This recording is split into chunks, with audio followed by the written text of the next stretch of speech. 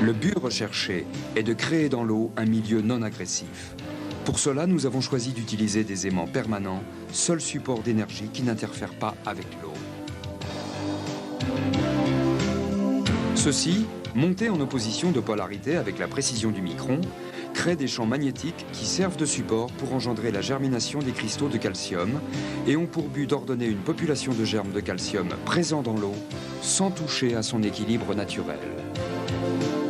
Dans ces champs magnétiques alternés, la rencontre des colloïdes de calcium positifs et négatifs donne naissance à des germes, puis à des microcristaux suffisamment fins pour ne plus se déposer. Le mouvement hélicoïdal est contrôlé à débit variable. Il permet d'améliorer la finesse des cristaux dans un milieu diélectrique total.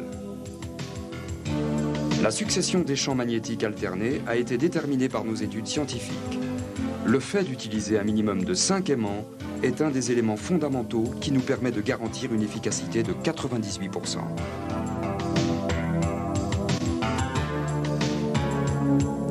Un germe se doit de croître. Pour cela, il utilise ce qu'il trouve de plus disponible, en l'occurrence le tartre déjà fixé sur les parois. C'est pourquoi Natech est curatif.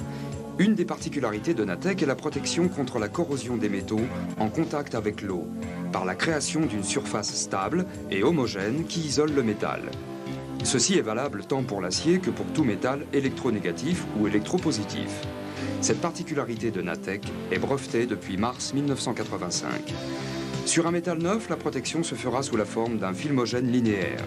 Sur un métal déjà corrodé, le filmogène stabilisera et épousera la surface oxydée après avoir déstabilisé le tartre qui recouvrait ces oxydes.